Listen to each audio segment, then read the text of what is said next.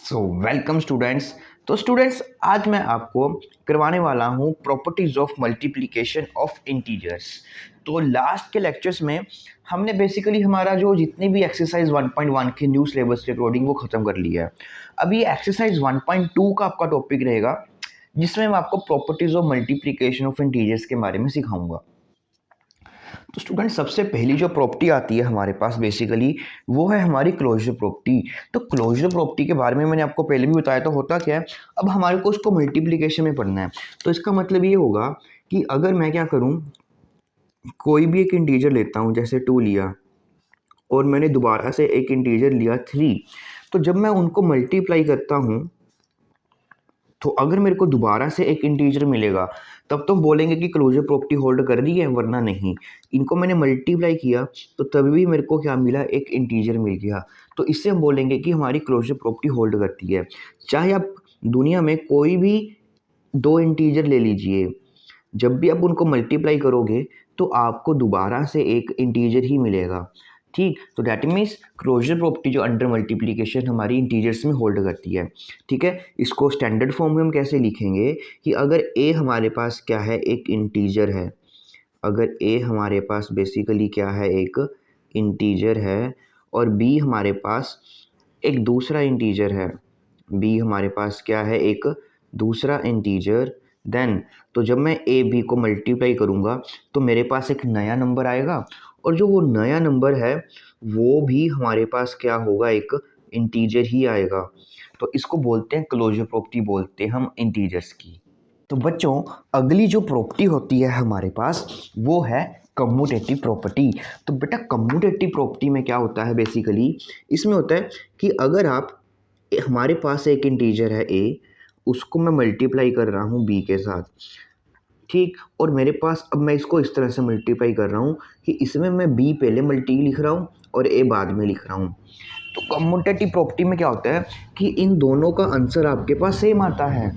चाहे आप ए को बी से मल्टीप्लाई करें, चाहे बी को ए से मल्टीप्लाई करें, जो दोनों का आंसर आएगा वो हमेशा ही आपका सेम आने वाला है। अब मैं इसको एग्जांपल्स के थ्रू आपको समझाने की कोशिश करता हूँ। जैसे कि मेरे पास एक नंबर है, इंटीजर है 2, और एक आपने दूसरा इंटीजर लिया 3। जब आपने इन दोनों को मल्टीप्लाई किया, ठीक है, तो आपके पास आंसर आया 6। और यहाँ पे अब मैं एक इंटीजर लेता हूँ 3 और दूसरी तरफ मैं एक इंटीजर इसको लिखता हूँ 2, तो तभी भी आपने मल्टीप्लाई किया और देखा वो क्या आ रहा है, 6 आ रहा है। मीन्स ये दोनों आपके पास हमेशा क्या आते हैं, इक्वल आती हैं। एक और एग्जांपल करते हैं। जैसे कि अब की बार मैंने एक नंबर लिया -4 और एक नंबर लिया -2, तो जब मैं इन दोनों को मल्टीप्लाई करूँगा तो मेरे पास आंसर आएगा +8। फिर मैं इसको -2 और उधर मैं लेता हूँ -4। जब मैं इनको मल्टीप्लाई करूँगा तो मेरे पास जो आंसर आएगा वो आएगा आपके पास +8। तो देखिए, दोनों में हमेशा ही आंसर जो होता है मेरा सेम आता है। तो इस प्रॉपर्टी को बोला जाता है कम्यूटेटिव प्रॉपर्टी। तो बच्चों, आगे है हमारे पास मल्टीप्लिकेशन बाय ज़ीरो। तो मल्टीप्लिकेशन बाय ज़ीरो में हमारे पास क्या होता है कि अब जैसे मेरे पास कोई भी एक इंटीजर है, उसको मैं मल्टीप्लाई करता हूँ ज़ीरो के साथ, तो हमेशा जो आंसर आएगा मेरा, वो मेरा ज़ीरो ही आने वाला है। जैसे अब मैंने -4 लिया, उसको मैंने ज़ीरो से मल्टीप्लाई किया, तो तभी भी आंसर जो है मेरे पास वो आपका सेम ही आएगा। तो डैट मीन्स इसको मैं स्टैंडर्ड फॉर्म में कैसे लिखूँ कि अगर मैं कोई भी एक इंटीजर लेता हूँ ए, उसको अगर मैं मल्टीप्लाई करता हूँ ज़ीरो से, तभी भी आंसर मेरा ज़ीरो आएगा। और साथ ही में अगर मैं ज़ीरो को किसी ए से मल्टीप्लाई करूँ तो तभी भी आंसर जो है मेरे पास वो सेम ही मिलेगा आपको। तो मतलब कि जब भी मैं किसी इंटीजर को ज़ीरो से मल्टीप्लाई करूँगा तो दोनों का जो आंसर है वो मेरा सेम आएगा। तो बच्चों, अगली जो प्रॉपर्टी है वो है मल्टीप्लिकेटिव आइडेंटिटी। तो इसको हम इस तरह से पढ़ेंगे कि मान लीजिए मैंने एक इंटीजर लिया 3, अब इसको मैं किस इंटीजर से मल्टीप्लाई करूं कि ये सेम ही रहे, मतलब वो 3 का 3 ही रहे। इसके लिए यहाँ पे है आइडेंटिटी। आइडेंटिटी का मतलब क्या होता है, सेम। मल्टीप्लिकेटिव मतलब हम मल्टीप्लाई करेंगे कि 3 को मैं किस नंबर से मल्टीप्लाई करूं कि वो सेम ही बन जाए, मतलब कि 3 ही आपके पास आ जाए। तो ये होगा हमारे पास आंसर 1। ठीक है, तो 1 क्या है हमारे पास, मल्टीप्लिकेटिव आइडेंटिटी। फिर वहाँ से देखिए अब मैं 5 ले लेता हूँ। अब 5 को भी मैं किससे मल्टीप्लाई करूँ कि आंसर मेरे पास 5 ही रह जाए, तो हम करेंगे कि 1 के साथ। अब मेरे पास -1 है, -1 को मैं किससे मल्टीप्लाई करूँ कि आंसर जो है मेरे पास वो -1 ही आ जाए, तो इसका भी आंसर आएगा 1 आएगा। तो डैट मीन्स अगर मैं मल्टीप्लिकेटिव आइडेंटिटी ढूंढ रहा हूँ किसी भी नंबर ए की, तो इसमें आ जाएगा कि ए को मैं बेसिकली किस नंबर से मल्टीप्लाई करूं कि आंसर मेरे पास जो है वो 1 ही आपके पास आ जाए। तो आप क्या बोलोगे कि सर आपका आंसर आएगा 1। तो डैट मीन्स 1 जो होता है मेरे पास वो होती है मेरी मल्टीप्लिकेटिव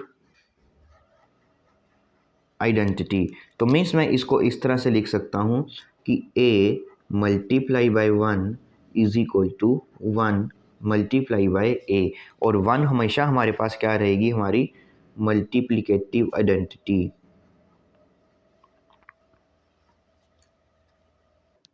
तो बच्चों हमारी 5th प्रॉपर्टी है एसोसिएटिव प्रॉपर्टी।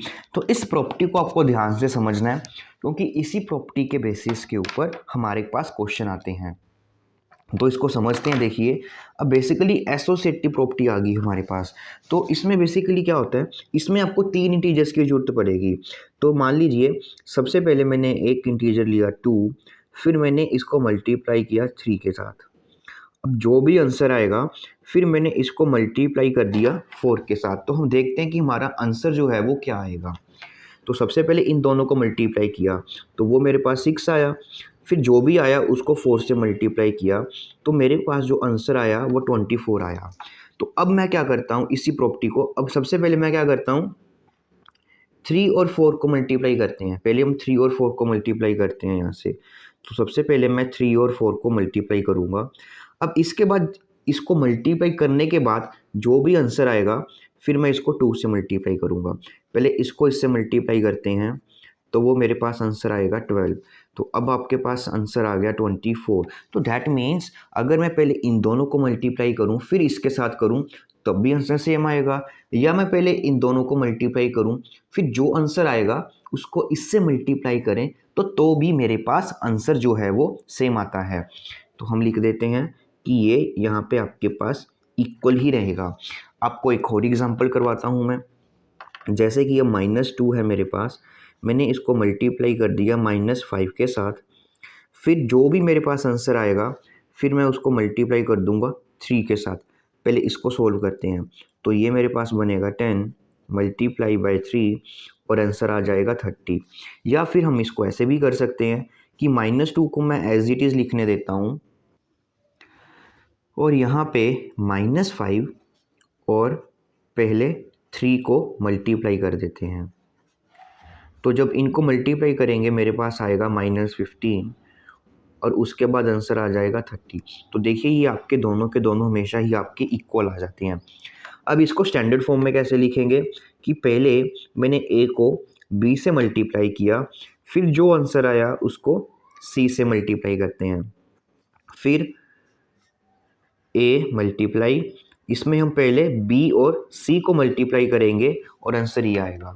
ठीक, तो इसको बोलते हैं हमारी एसोसिएटिव प्रॉपर्टी। तो ये बेटा बहुत ही काम की प्रॉपर्टी होती है। मैं आपको कुछ एग्जांपल्स के थ्रू भी बताऊंगा कि आपने इस प्रॉपर्टी को किस तरह से यूज़ करना है, क्योंकि इसी पे बेसिस पे आपके पास एग्जांपल्स आएंगी। तो अब देखिए हम एसोसिएटिव प्रॉपर्टी की हेल्प से अपने मल्टीप्लिकेशन को कैसे इजी कर सकते हैं। अब जैसे मेरे को 39 × 4 × 10 सोल्व करना है, तो अब मैं क्या करूँगा एसोसिएटिव प्रॉपर्टी का यूज़ करूँगा। तो एसोसिएटिव प्रॉपर्टी के यूज़ से क्या करेंगे, यहाँ पे हमारे पास 39 है, पहले मैं इनको मल्टीप्लाई कर दूँगा, डैट इज़ इंटू 4 × 10, क्योंकि 10 के साथ मल्टीप्लाई करना मेरे को ईजी रहेगा। फिर उसके बाद ये 39 आ जाएगा, आपको इनसे मल्टीप्लाई किया तो आपके पास आंसर आ जाएगा 40। ये बेसिकली आपको बता रहा हूँ कि आप कैसे एसोसिएटिव प्रॉपर्टी को यूज़ कर सकते हो। तो उसके बाद जब आप इसको मल्टीप्लाई करोगे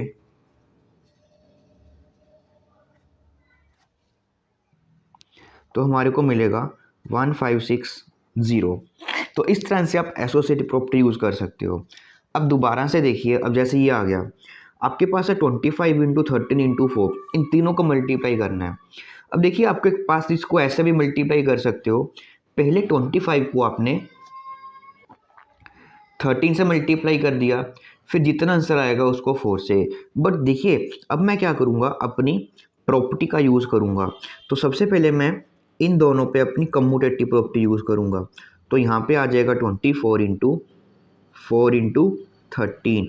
तो अब पहले मैं इन दोनों को मल्टीप्लाई कर दूंगा, तो वो बन जाएगा मेरे पास 100 इंटू 13। तो देखिए कितना इजीली हमारे पास आंसर आ गया।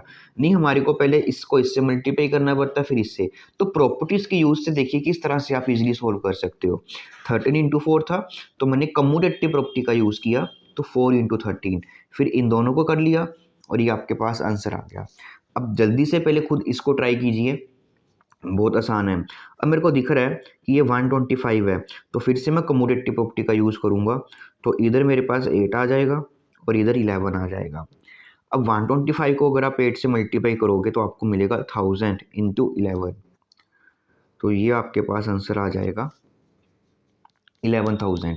तो काफ़ी इजी हो जाती हैं अगर आप मल्टीप्लिकेशन, अगर आपको प्रॉपर्टीज़ अच्छे से अप्लाई करनी आती हैं। तो स्टूडेंट्स प्रॉपर्टीज़ का यही तक आज का हम लेक्चर करेंगे। एक प्रॉपर्टी हमारी बची है डिस्ट्रीब्यूटिव प्रॉपर्टी, जो मैं आपको नेक्स्ट लेक्चर में करवाऊंगा, क्योंकि उसकी मेरे को ढेर सारी एग्जांपल्स करवानी है आपकी, है ना। तो कैसे उसको यूज़ करना है आपने, तो कंप्लीट आपको डिस्ट्रीब्यूटिव प्रॉपर्टी के ऊपर क्वेश्चन आपको मिलते हैं एग्जाम में, और बच्चे उसको गलत कर आते हैं क्योंकि वो सही अप्रोच नहीं कर पाते। तो वो सही अप्रोच क्या होगी उनको करने की, तो वो मैं आपको अगले लेक्चर में सिखाऊंगा।